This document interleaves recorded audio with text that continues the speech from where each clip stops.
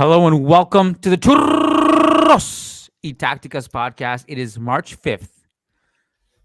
It would have been really great if we struck while the iron was hot yesterday. Ideally, even Sunday night, but that wasn't the case because I was traveling on Monday. And man, I really didn't want to do the intro today. To be quite honest, this has been it's been a hell of a 24 hours. I've took the red eye to Madrid. I went straight from the airport to Valladolid. With 1 hour of sleep, I stumbled into the press conference and asked Carlo Ancelotti a question. I did a live stream from Valladolid. I'm not sure what I said. And I took a nap, and now I feel like I've been woken up by a ton of bricks on my face. I got an espresso. That's helpful, I guess. So, Diego almost had all the rights to do the intro today. He probably had more energy than me. He, had this wild controversial thing happen in Mestalla, which Barca fans loved. But ultimately, I think there's a few things that happened. One is that the Negreira check fell a little bit short, and Real Madrid did somehow get out of the Mestalla with a draw and not a loss. So Gil Manzano only half succeeded his mission sent out by General Jean Laporta. And also, really devastating news. And I mean this in all seriousness, and I hope they get better. Two of the best young midfielders in the entire game, Pedri and Frenkie de Jong, injured. Pretty significant injuries, and wish them the speediest and best of recoveries. So, Diego, El Gato, where's your camera? Where are you, man? Don't disappear. We need you, man. Where are you? What's up? I just hope that the sound is going to come through fine. We had been sound checking or doing some sort of prep ahead of this before pressing record, and the camera was working somewhat okay. I've since closed as many tabs, as many programs as possible. I literally just have Chrome going, hoping that the camera's going to switch back on and show my good-looking face next to yours, Kiyan. I don't believe. I'm calling conspiracy. Just let me know that the sound is coming through for the moment. I can hear you loud and clear. I'm coming through fine? Yes. I think you turned your camera off to give some middle fingers and just bask in the glory of what happened this weekend. Good coffee.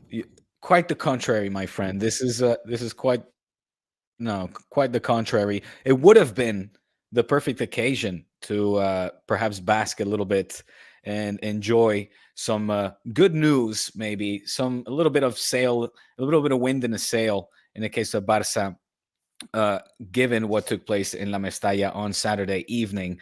However, that is the season. Such are the times, my friends. The footballing gods have it in them to, even when there's a glimmer of hope, light at the end of the tunnel, where Barca look to maybe even, Kiyan, maybe even. And I'm now going to put forth a scenario that is no longer the case. But we did have a chance on Saturday evening to head into Sunday, pick up 3 points in San Mames, which is always difficult to do, Kiyan. It's not like we were ever guaranteed that Barca were going to walk away with 3 points. Athletic Club that had just come fresh off of beating Atlético de Madrid in the Copa del Rey. We know how really difficult they are in La Catedral. And here it is. There it is. Can you see me? Oh God. A little bit of glitchy. No, you're good. You're back to normal. Okay, good. There we go, baby. Good to see you.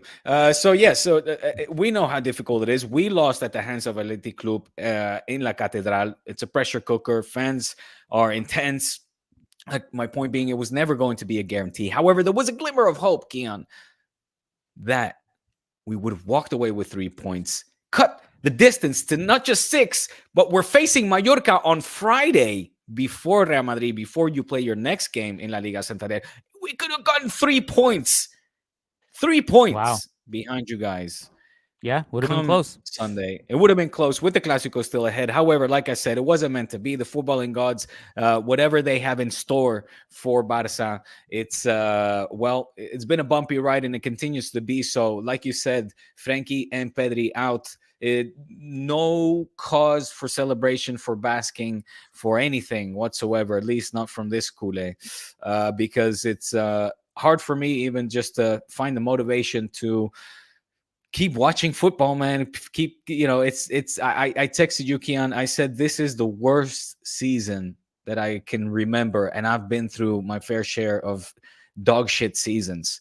But this one it's painstaking. I can't wait for it to be over. Let the summer transfer come.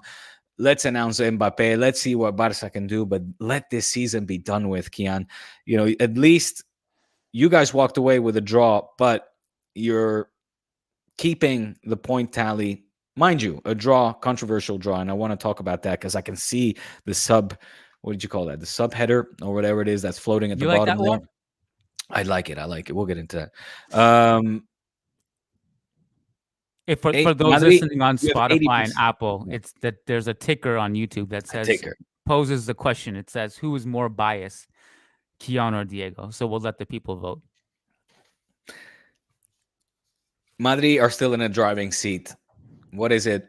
80% chances that you win La Liga title. I understand the frustration of Madridistas of what took place over the weekend. Welcome. It. Give us some more, Diego. Give us some more. Let it out. Let it out. I understand your frustrations. You're I so sympathize. Close. You're almost there. Don't make me laugh. Don't make me laugh. I have tosferina. My throat closes up. You want me to say it, Kiyan? It was some bullshit. Yes. Gil Manzano did. Hismedi, take note. TikTok.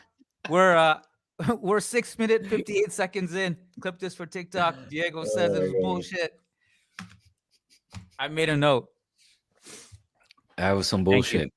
Great game though. Electrifying, as we expected. I mean, we all knew Diego was going to be a shit show at the Mestalla, but it surpassed our wildest expectations. Yes. This one is one for the books for sure. Given everything that was, of course, in anticipation of this game, the battle between Benny and La Mestalla crowd continue. Did you know about this Netflix series, the docu-series that he's producing? Okay. Well, I guess they got what they wanted. I mean, they got the image that they were looking for. I think that will be one of the images of the season. The Black Power salute and powerful stuff. I mean, the fact that he scored 2 goals. We had it all, man. Speaking about football gods, it was everything you want in the script. Down 2-0, Vinny scores 2 goals, and Bellingham the game winner the last second, which is what he's done like 10 times this season. It was perfect. It was written. I think someone did something somewhere. I think it was Laporta.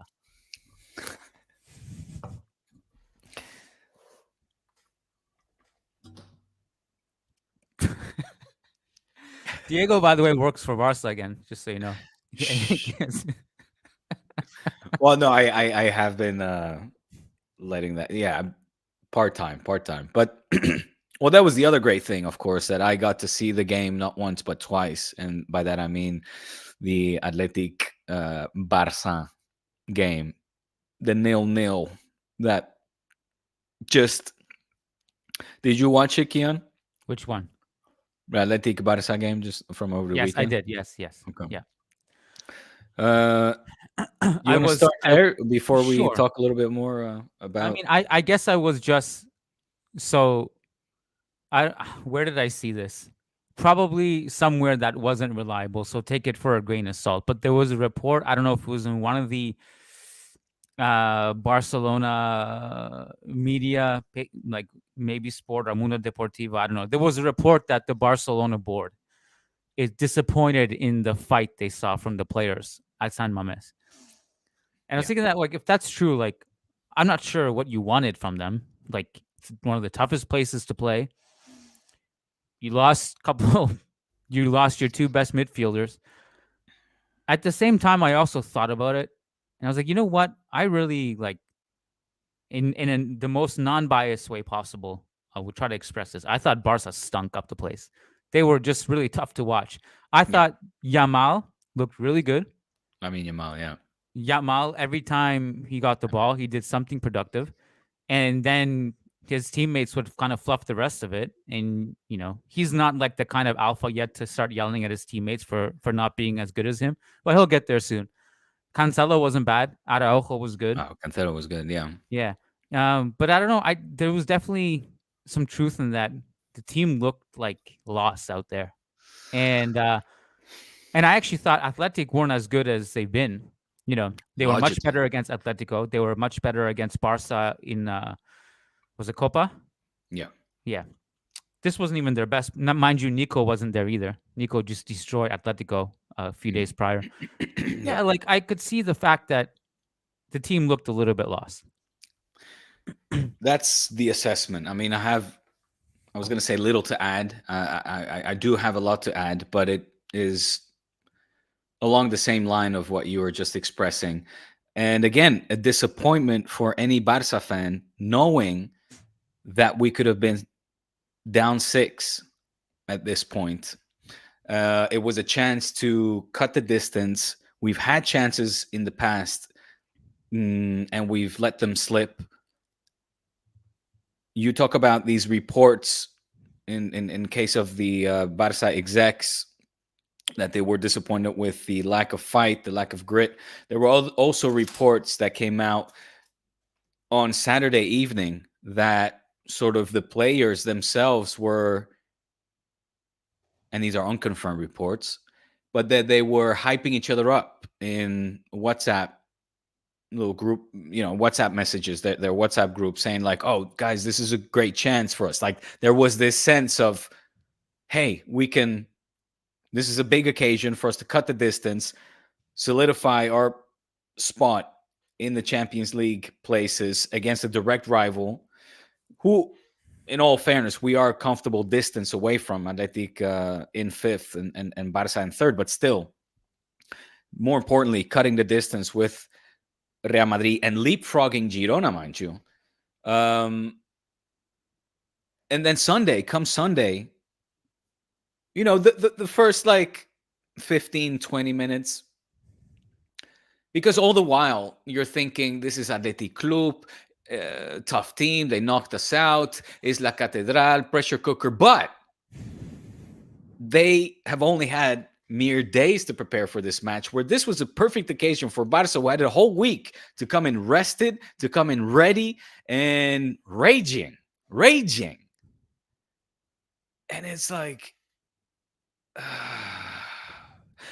an Athletic Club that was playing, Kiyan, with 1, 2, 3, 4 players that played in the Copa del Rey, meaning the rest were all being rested. The rest of the players were all being rested. And there was some suspensions too. And you're just like, come on, yes, and I was like, oh man, it's gonna be one of these. Now, mind you, Frenkie goes down, and you're just like, it's gonna be a serious injury from the way he goes down. You see the replay, twisting the ankle. From his facial expressions, you're already fearing the worst. The fact that as soon as he puts weight on his foot, he's like, he cramps up. He doesn't dare to take another step.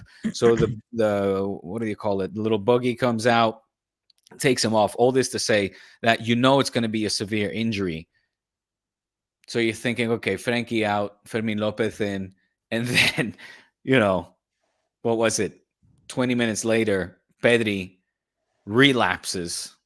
I don't know if it's a relapse, actually. I shouldn't say that, but it is. So I don't know if it's a reoccurring injury of the exact same muscle group. I need to double check that. But he's in tears. He's in absolute tears. You're seeing Sergio Roberto on the bench with his hands in his face. He doesn't know what to say. Inigo Martinez, he's speechless. All these players know what long-term injuries are like. And Pedri's just there. Looks like he's just seen his life flash before his eyes. It's a shit season, Kiyan, and the game reflected that. We're never gonna.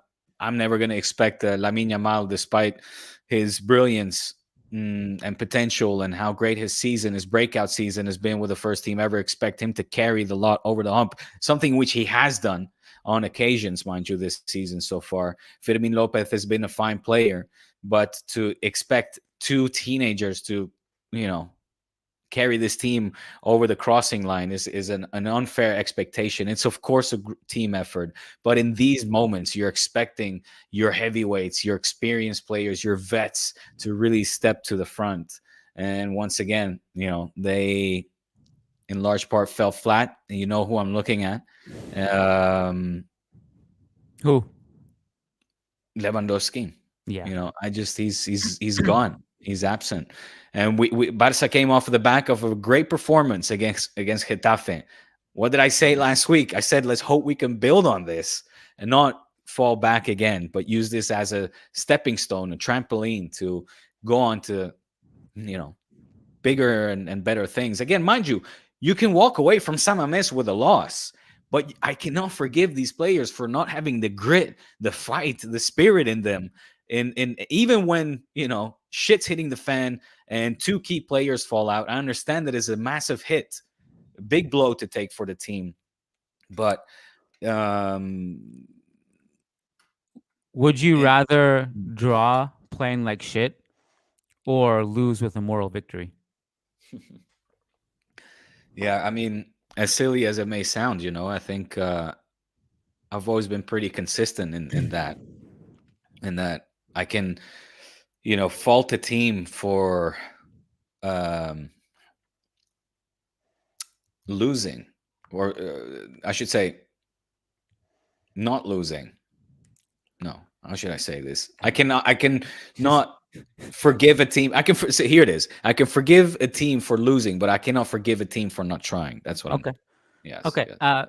You know, it's interesting / amusing to reflect on these results and the themes, and you can kind of see the patterns, right? 4-0 against Getafe. And this is funny how the media works. You know, Chavi might stay. They might convince him to stay. And then after the Athletic game, it's like, No, where did you no, read that? That's silly. again, when it comes to Barca news, admittedly, I don't know what's reliable and what's not. I just see reports here and there just flying left, right, and center. But some kind of media, I don't know. Take it with a grain of salt if you want. But if you look at the patterns, Barca sometimes get momentum back against teams that, quite frankly, are just not very good. That it's the tests where everything goes wrong. Napoli is like the worst good team right now. And They beat Juve as well. I'm scared they're gonna knock us out. ironically, now they're just firing for some reason. And Barca obviously lose two midfielders. It's, you know, I can understand if you have nerves on that front, but look at the test: Napoli, Athletic, Real Madrid. I'm probably blanking on a bunch of places where you've dropped points here and there. I don't remember exactly, but you know, I think it's the question has always been the big tests, like where do Barca measure themselves against the best teams in the biggest matches. And you know, one of our Managing Madrid co-hosts, Sid, on the Real Deal Pods, or maybe it was Mehedi, resurfaced this article about Xavi's time at Al Sadd and how he would not know what to do in big games and against the best teams and all this. And that was a concern I had for you guys. Not that I'm that concerned about you guys, but you know, I circled that as like, you know, how was he going to do in these situations? Well, you know, and it's interesting. Do you have? Sorry, I'm realizing I'm cutting you. Finish your thought there. No, that was it. Well, because saying that, what I found really interesting, because I say Lewandowski, but my next criticism was really going to be aimed at the head coach as well, because the changes, like the substitutions, why, like he took out a player for a play. I mean, when it was 0-0, obviously it ended 0-0. Mm-hmm. He puts in, after losing Frenkie and Pedri, Inigo Martinez and Oriol Romeo, right? Yeah, I remember thinking something probably similar to you. Like, why? Why? Why with Victor Roque on the bench, with you know the need for 3 points, with the need to push forward, with the need to really, you might as well lose this game because you're at a safer distance from your nearest followers than you are, with a chance to actually make a run at the league and start making it a little bit uncomfortable for those ahead of you at the league standings. Do you get my drift? I'm Chavi, and I'm gonna risk either winning or losing this game, not selling for a draw. I don't care about, with all respects, but Oriol Romeo and Inigo Martinez, when I've got Victor Roque, who's fresh off of scoring, a few goals. He had a nice little streak that got interrupted by an unfair suspension, but he's healthy. He's hungry, man. He's hungry. I don't. Or Victor, put Marguiu in. I don't care. Just put more offensive players in there than actually substituting your defensive players. You know. To be fair, I mean, you just lost two midfielders in the first half, and you don't have many midfielders on the bench. You have Fermin, Romeo, Romeu, and Sergio Roberto. Really, Hmm. I so I could see the logic of like putting Roque in there or Mark Yu. To me, Yamal should be non-negotiable in the starting lineup. Hmm. That just want to throw that out there. He's by far and away the most exciting Barca attacker right now. Even amid Yeah. like Lewandowski's little scoring streak that he had, which seems like a distant memory already. Again, Uh-huh. but we talked about the Lewandowski problem is that in games like this, forget about like him putting his chances away. The problem right now is like he's not even going to getting chances. And if he's not getting chances, then what does he do on the field? Nothing Yeah. at this Yeah. stage of his career.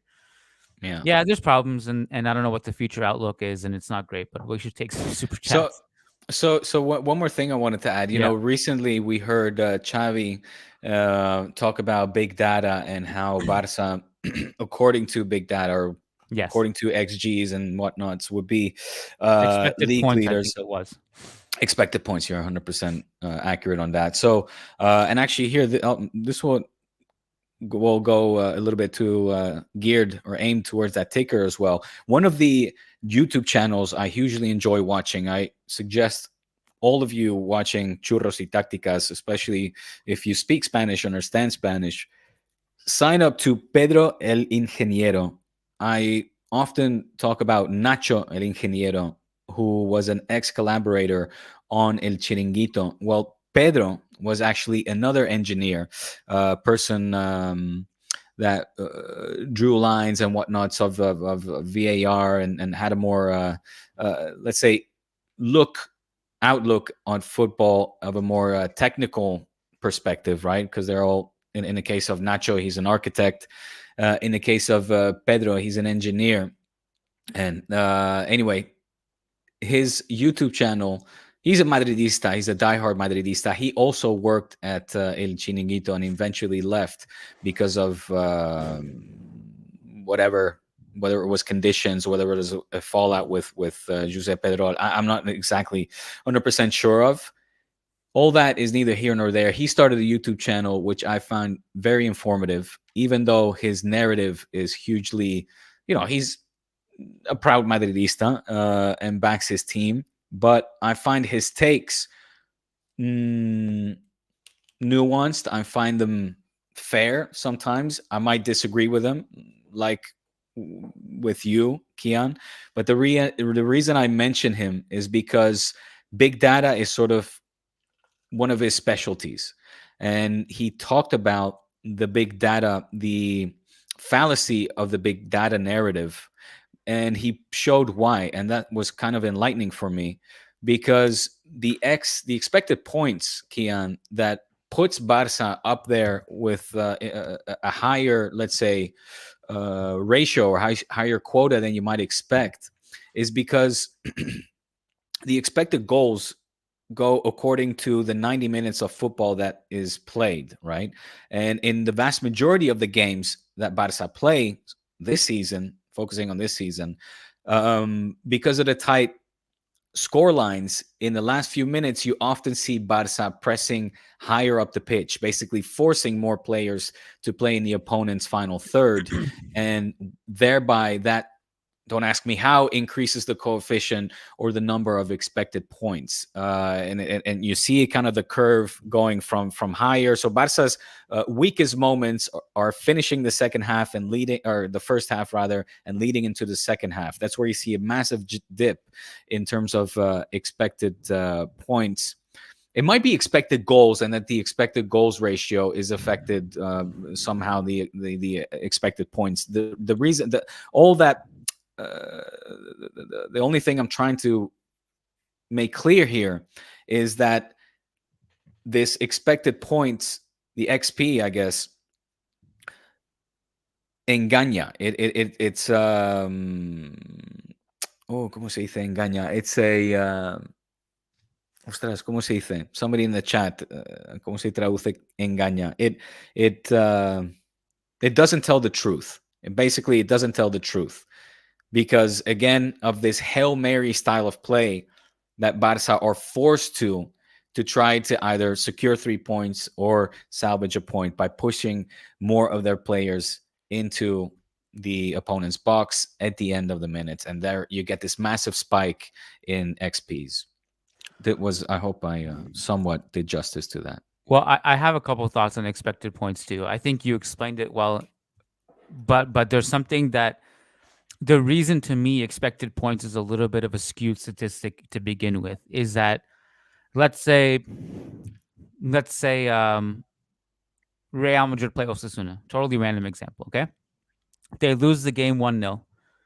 Their expected goals was 4 and Osasuna's was 0.5. So now we have basically tallied up this astronomical expected goals from one game, and then that carries over to the next game. We're at +4. What really the way it should be looked at is just game to game basis. It should be 3 points or not. Did we deserve to win based on that or not? But it kind of gets accumulated. But that's why it's skewed a little bit. But I do think it's fair, and I do believe this actually, is that Barca would be higher up the table if they had a striker who was scoring the chances, because they do create chances. And I think they would be higher on the table if you just replace Lewandowski with, let's say, prime Luis Suarez, for example. They would be higher up the table, no question.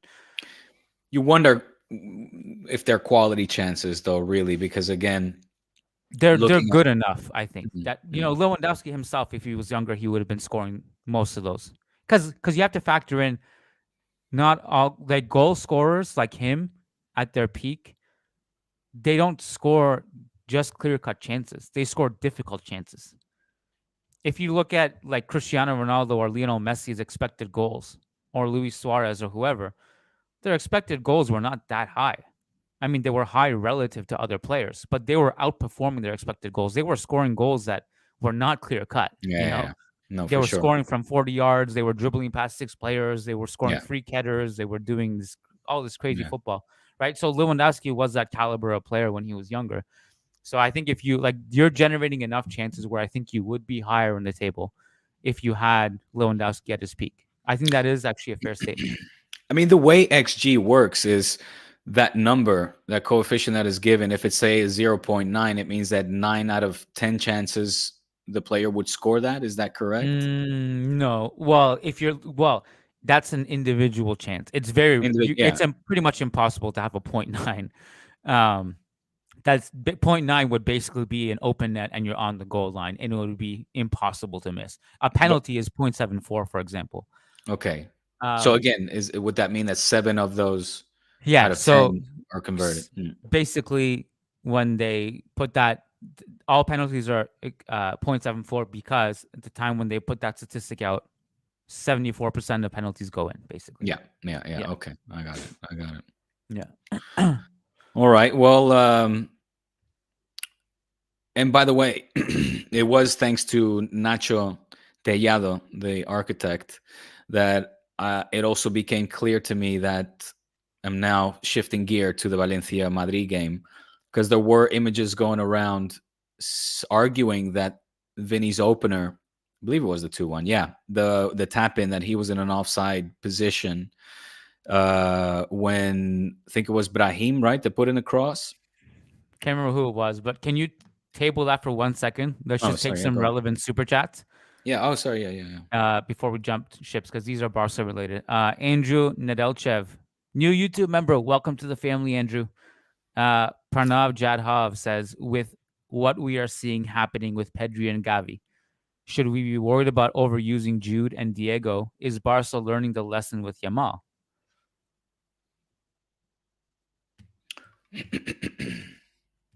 It's crazy to think. I don't. Well, you remember that entire era where everyone was like, man, Pedri is an Iron Man. Look, he's played 3 million games in a row. Look at the durability. It's so impressive. And some people were like, and I'm underqualified, so I didn't really say much, but some people were like, watch out on this one. He's maybe playing a little bit too much.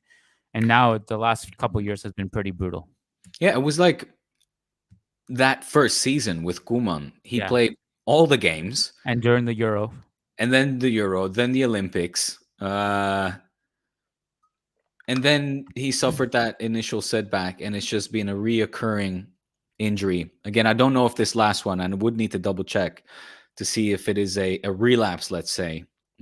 Although maybe just enough time has passed for not to equal or not to be a relapse. I really don't know, but you see from him his face, nobody knows his body better than Pedri or any player for that matter. And the fact that Pedri was literally broken. I mean, if you see the image of him on the bench, it looked like he saw a ghost, like he just saw murder take place. The guy was shook, just completely defeated. So he knows he's going to be out for an extended period of time, and that is hugely worrisome, of course. And I would hope that team doctors, medical staffs take notice, take precaution, the necessary precaution to nurture young talents, not to be overused. You mentioned Lamine Yamal, of course, and we saw it with Dembele as well, and it was often this season, in this short time, this little window where Pedri was back, where I almost didn't want to say it on the podcast, not to jinx it, but I would sort of float a question out there, and I would say, how often didn't I say, I can't fathom for the life of me why these talented players are not playing better football. And my conclusion often was, for example, in the case of Pedri, who was undoubtedly, I think we can all agree, a very talented footballer, potentially could be one of the greatest in that midfield position. Of course, he still has so much to prove and so much career left in him. Let's hope so, God forbid. But the point is, I felt like he was playing with fear, man. Like he was holding back. You could feel that a player that has relapsed or had these injuries far too often now just play with a kind of a fear. That's what happens with Bale too. Happens with Bale. Happens with Ansu Fati. Happened with Dembele. Now we're seeing it with Pedri. We'll see how Gavi comes back, because obviously this one was massive. Balde, same thing, out for the rest of the season. We'll see how these players come back, man. And I don't know if they ever admitted to it, like they're playing with the fear, but you can sometimes see it. Bale's agent came out and said, I think this was while he was on loan at Tottenham at the end of his career, that he doesn't go into 50-50 challenges the same. Yes, I remember. Yeah. He's he can't. He has so much trauma from injury that he just doesn't go into that with the same fight as he would when he was younger. Yeah. And obviously that's really problematic. And not that you can blame them for doing that, because what they've been through, but it is problematic for the team when you're not stuck in like that and you're kind of worried and you're playing with that fear. Anthony Tharp says, Diego, despite Barca's struggles, don't let this season kill your love for this beautiful game. I hope you find that spark soon. Your voice is needed. That's nice. Thank you, Anthony. Where can you find it? What if you just supported somebody else? Don't make me laugh. I'm going to start coughing up a lung again. The spark, man, the inspiration is in the youngsters. There's no doubt about it. You know, when I see a Lamine Yamal Hmm. play, when I see a Pau Cubarsí break into the first team and do a very, very admirable job, when I see, chances being given to these youngsters, even if it's forced, Fermin Lopez, I think, attacking, he's a very interesting player. I think he's still has a lot to learn. I think he needs to kind of balance his defensive efforts as well out with his offensive mindset. But there's a good player in there in him, mm, That's kind and of you. how I felt about Solari's season. That Solari season where everything sucked. We had the week from hell. Ajax, Barca eliminated us from all three competitions. And the only joy I had that season was seeing Vinny, Yeah. Regulon, Mm. Marcos Llorente, RIP to both those former Real Madrid players. Vinny was really the only one who succeeded. But at the time, in the moment, it was nice. Yeah. It was fun. It was the only thing that was kind of fun. That's all I'm saying. Yeah. Yeah. Yeah. Yeah. No, man, All but the right. spark is there. Yeah. Don't fear not, fear not. We're keeping it going. We're keeping it Yeah. going. We're keeping it flowing. If we do Join it us on till the end, Patreon. till the death. You'll see Friday sessions tend to be a little bit more hopeful and upbeat. I think when with the weekend, you're at the door of some couple days off. You're hoping it's gonna be a good weekend, good match day, and then depression sets on on the Mondays or Tuesdays. Uh, Barca doesn't play this week, right? Champions League next week. Next week, yeah, Yeah. yeah. Um, any hopes of Real Sociedad coming back tonight? You think? Oh hell yeah! Yeah. No, no, no, absolutely not. No. You don't think? Well, I mean, I need to stick to my guns. After the first leg, I was adamant on here. I'm like, Lucho's got this one in the bag. It's just the difference was Dembele and Mbappe. We said it midfield wise, Real Sociedad, I think, can definitely go toe to toe and head to head against PSG, even in the defensive line. But it's at the end of the day, if you got an Mbappe, if you got a Dembele, I think it's one step too much. Real Sociedad just don't have that caliber of player. They don't have that goal scorer, or a player that can create those types of offensive actions as clear cut. I would have to say. I mean, in ¿cómo se llama? Parc de Princes, in Parc de Princes in Paris, Papa Paris.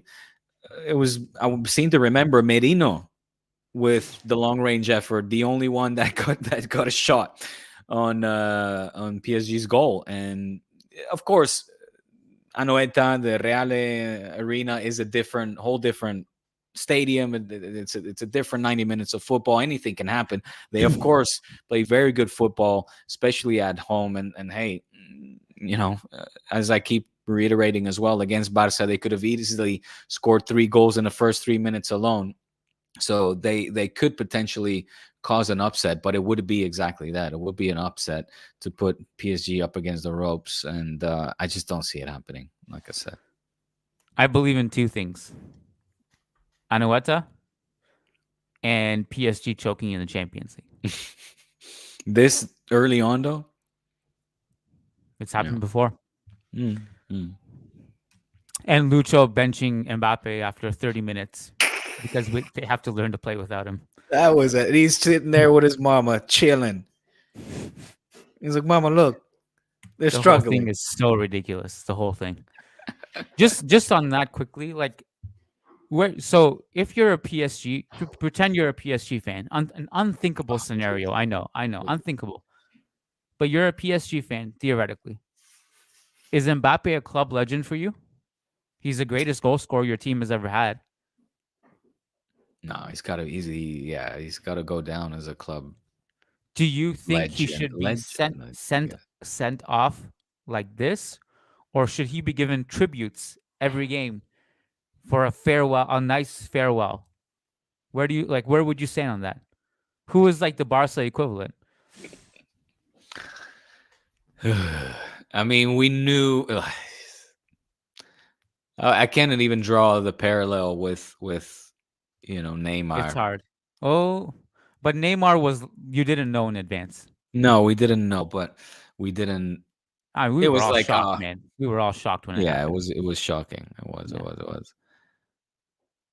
You know, Ronaldo, the original Ronaldo, didn't finish the season. Actually, that's also not true. He signed that extension. He was bound to stay. We did not head into that summer thinking that all of a sudden a team was going to swoop him away, but the managers did Nunez dirty and said we want more. So, but that was in the bag as well. So we couldn't even say our goodbyes to Nazario.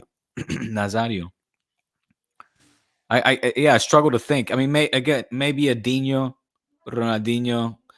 You kind of you knew it was the end of the of Pep era, the end of the Rijkaard era.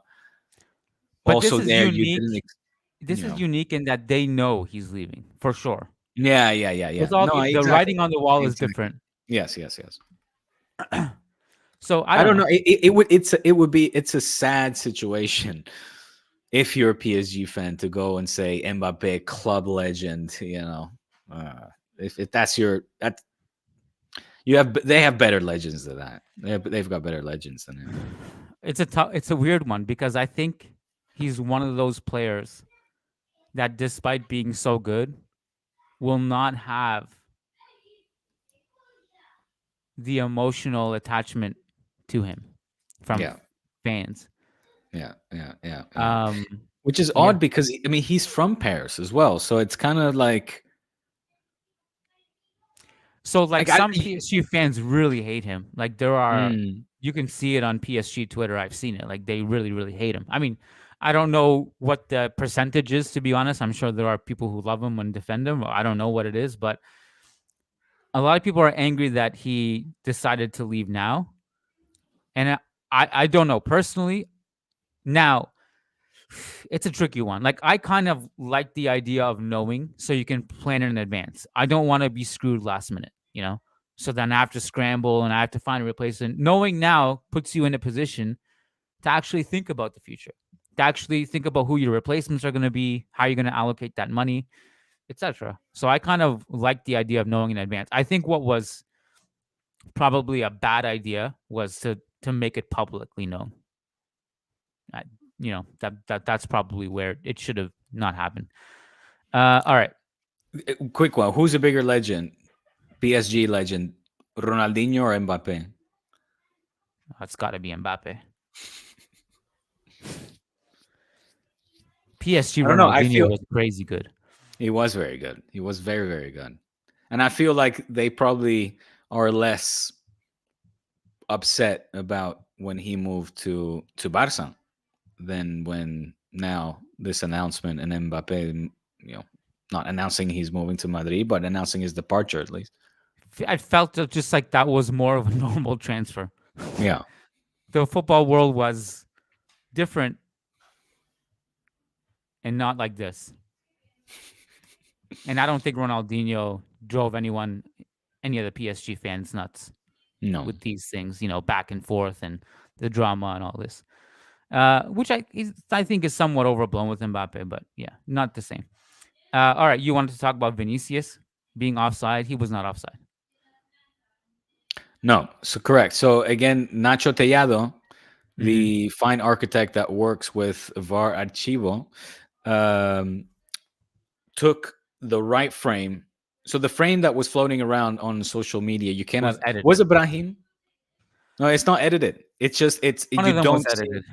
No, it's not that it wasn't edited. Let me explain it to you.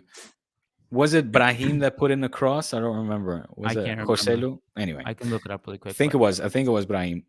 But in the image that was floating around, you don't see Brahim in the picture. Mhm. So Nacho Tellado, what he did was actually took the frame with the camera angle on the other side, where you see the Madrid player making the initial contact with the ball, which is of course the point where an offside would be called, right? It's from the point that the foot touches the ball. That's where Yeah. you take the frame from. In that moment, drawing the lines and taking the perspective of the other side as well, you see that Vinny is onside. Mhm. So this It was Brahim, by the way. it was Brian. I thought it was. Yeah. that this, validating therefore this thesis, let's call it, that Vinny was in an offside position. He was not. You okay today, bro? You okay? I'm checking your temperature through the screen.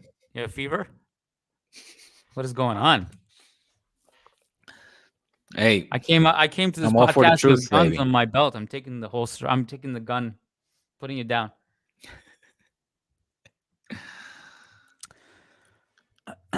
Okay. Well, great. Do want to ask you a couple things? Uh-huh. Nothing. I mean, I was going to ask you about Pedri, Frenkie. We already talked about it. Do you want to talk about? I don't know when Pedri is going to come back, but he there was a report that I saw, the classic Kiyan Barca report. I have no idea what it is, but he wants to come back and doesn't want to get surgery. I'm like, dude, by the time you come back, season's over. Like, Yeah. unless some Barca go on a miracle run without their three best midfielders, it's going to be tough. Yeah. The report that Barca want to bring Lucho back. Mhm. Possible or no?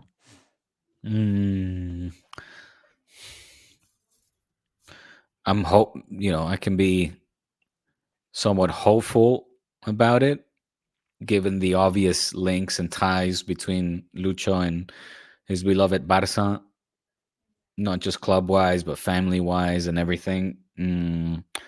I just think he wants to stay well clear of the job right now, knowing how much he absolutely despises anything that even remotely resembles or has to do with the media.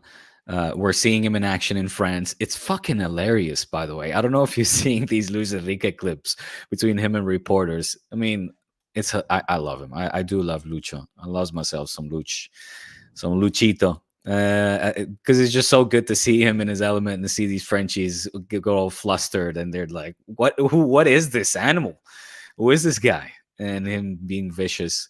But anyway, to circle that back to Barca, seeing as Xavi's one of the reasons why he's leaving is because of this whole, absolute shit. This media spectacle where he's getting grilled. Obviously, the club is going through its own problems internally right now that I think, and I've said this as well on the podcast on other occasions, need solving first. I think a good restructuring, organization, planning, call it what you want, needs to be, a new strategy needs to be implemented, executed, and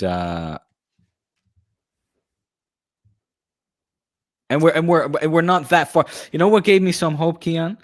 When I heard Tebas speak, and a bit of is that an oxymoron? I don't know, but not often will I quote Tebas with good news for Barca, but I think it was on Thursday or Friday. He said something that, it's not that as catastrophic as the press continues to put out, referring to the situation of Barca. He said, look, he said there are two transfers, big name transfers. He said 2 or 3 big name transfers away from sanitizing or getting to that 1-to-1 ratio. And by that, he means obviously selling off. Right. Big name, and he said they're still a billion dollar institution. Like revenue is good, but Yeah. that's not necessarily the problem. The problem is even selling those 2 players could be brutal.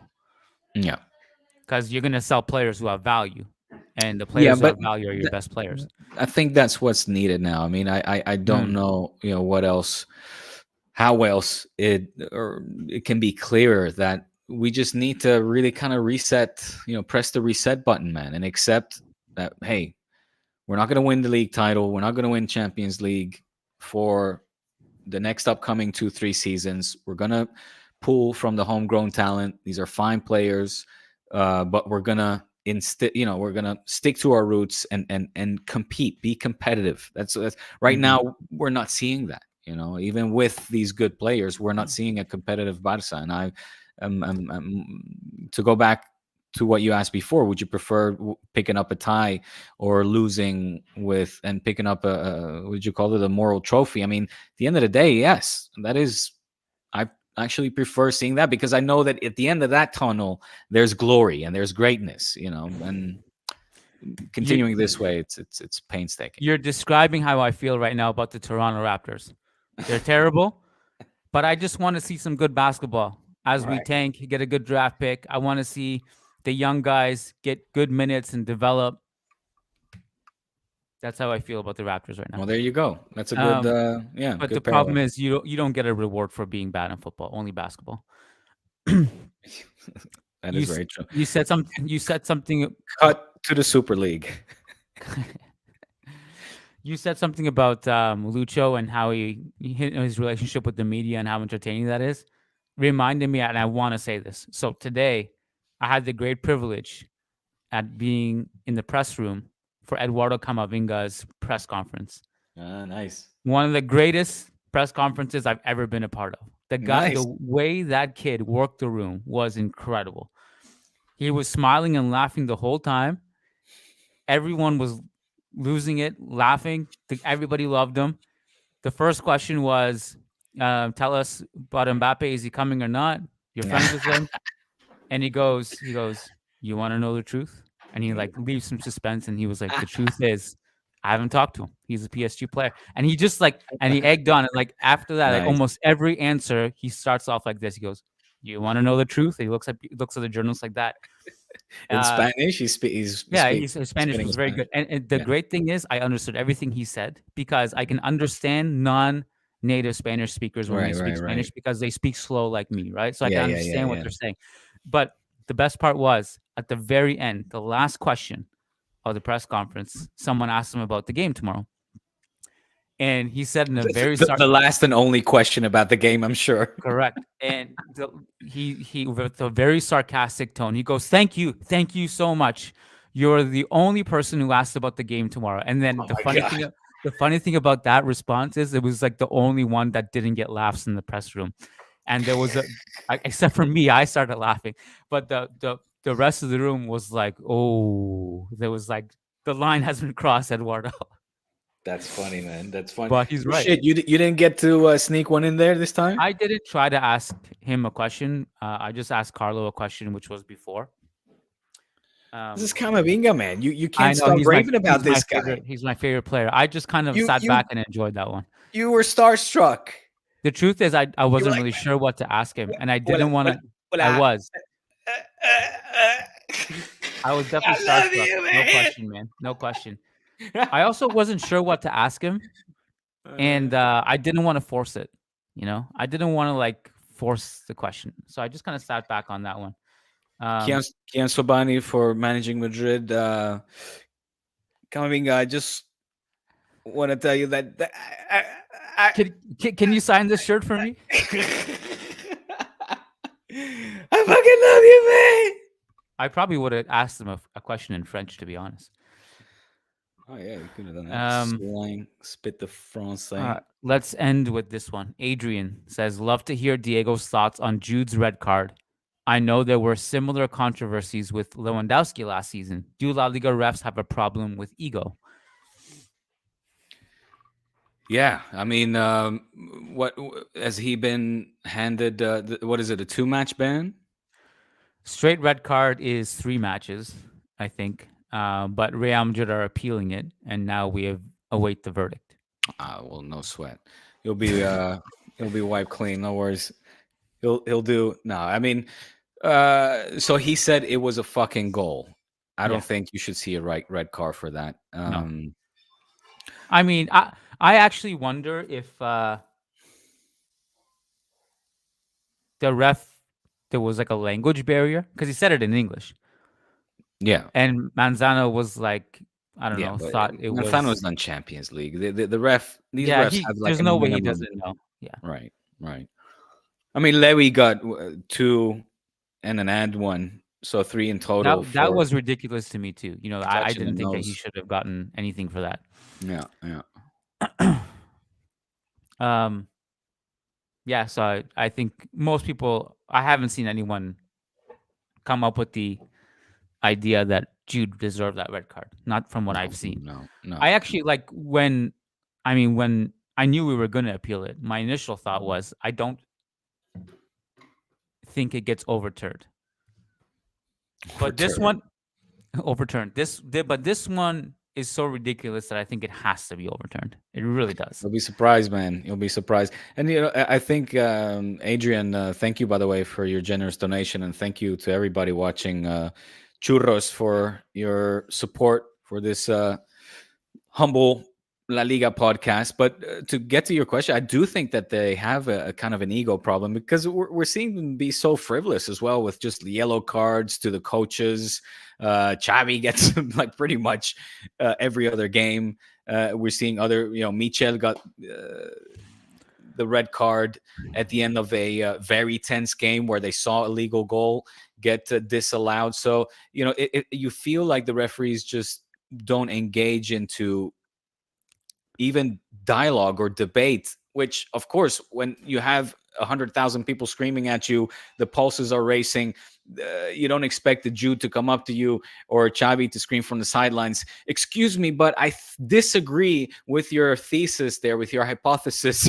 I would like to submit my resolution for what I think actually should have gone down, or and so they're going to be swearing, they're going to be screaming. If you cross the line of talking or arguing, if you will, with a higher tone of voice to insulting, obviously the insults, you as a referee don't have the space or time, no need neither to put up with that. And I think cards should be handed out accordingly and are fully justified. But in the case of Jude, to go back to him saying it was a fucking goal, I don't care how loud he screamed it, that shouldn't be awarded a red card. No. Yeah. I mean, literally, he didn't go up to him and say, "Fuck you." Right. I'm feeling quite feverish, Kiyan. I am feeling a little bit. This is a weird one. Yeah, for sure. It's a weird one. I don't know if I'm, is this real? Is this one last one? Nishlish Patel says, any thoughts on the French league possibly being called League One McDonald's next year? Did not even know. I think, if at any point in time Hazard is going to make a comeback and, play in a league that is according to his fitness levels, it's got to be next season then. Hazard in Ligue 1 McDonald's is the perfect fit.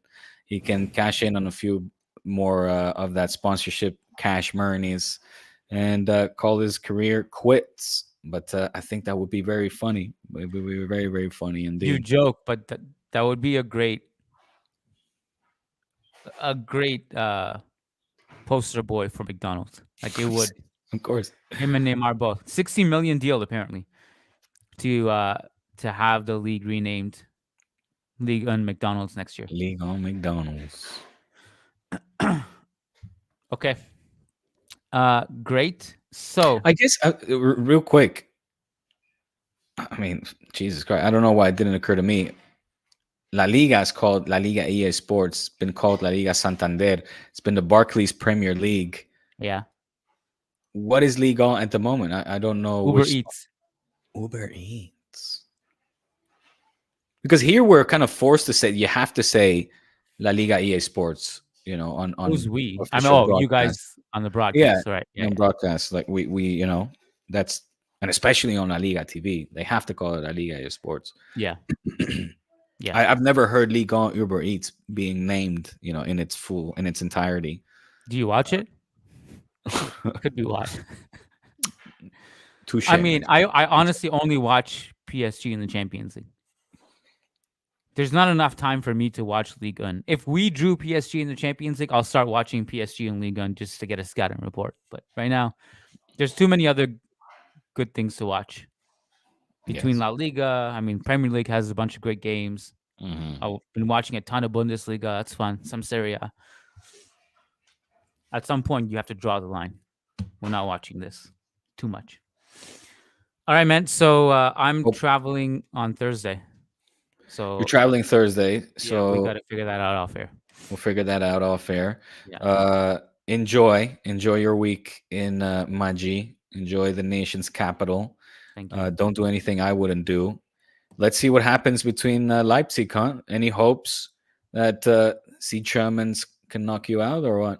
There's always a chance. What happened over the weekend? I don't know what they did. How are they coming in form? They beat 4-1. They beat Bochum 4-1. Oh yeah. Hey, how did Napoli do over the weekend? And I'm telling you, man, they're gonna knock us the fuck out. Napoli beat Juve. I'm scared, man. Do you know what? We didn't even mention that the game before the Juve game, they scored 6 goals against Sassuolo. Yeah, I know. I saw that also. Hat trick. Yes. No, they've been under the new coach. Forget his name. Bless him. He's blown some new life into these players. Just they're on fire. It'll all come crashing down at the Montjuic. La Vecchia Senora, and yes, the Montjuic is up next. Hold your heart, culés. You got a home here. Share this with your culé friends, Madridistas watching. There's so many culés now who listen to this podcast. I love it. Welcome all. Welcome. I have new enemies and frenemies. We don't call them enemies, but a lot of people taking your side, which is great. I like to see it. I don't like when people agree with me too much. It kind of makes me uneasy. I like to disagree. Join us on Patreon. We there is some shit talking of Real Madrid. It's not just all good news for Real Madrid. Join us on Patreon. I discussed the Arda Güler case, which apparently is a case, Kiyan. I don't know if you did that on the Patreon edition last week. Yeah. Okay. Yeah, we discussed that a little bit. Wait, hold on. I got a treat for you guys. Look at this. Check this out. In real time. Bam. Check out the new ticker. Patreon.com/Churros y Tácticas. And I got something else for you, Diego. Oh, yeah. The beats. Kiyan. You know what? This is great. StreamYard. Why don't you just start doing freestyling again? We can just throw on one of these random beats live. If it's in sync, if there's no delay or no latency issues, I could do it. Yes, I could. But from my experience using Ecamm Live, I had this latency issue. So I would start freestyling and it would be I would watch it back on the replay and it's completely out of sync. And then it's not a good look. Ain't no problem with that here, bro. Where'd you get this from? I got my YouTube library? You got your sources? No, it's not even YouTube library. It's in StreamYard. You just you go into the background music section and it's got a bunch of, there's one called Feeding the Ducks. You want to hear it? Yes. This is Feeding the Ducks. Can't really picture feeding the ducks to this music. I was expecting more quacks in nature. Hey, little ducky, come on over here. You look kind of hungry. Have a little beer for a duck. I hear I'm in bread, because that's what they like instead. They don't drink beer, Kiyan. No, that's a silly idea of me to hear. No, that's for Fridays. That's not for Tuesdays. Not for Tuesdays. All right, with that, if you want to hear Diego freestyle more, let us know. Personally, I love it, and I've never heard bad feedback. See you guys on patreon.com/Churros y Tácticas. We love you guys. We love all the culés. We love all the Madridistas. Just remember, all of us here, whether you're culé or Madridista, you have a culé or Madridista friend that you argue with in real life all the time. This is no different. It's all love in the end. We disagree about football. That's okay. Here. That's it. Well Much said. love to everybody. Much Peace love, out, guys. Thank you guys at the end of the week. Peace. care, Head on guys. over to Churros. Be a chan.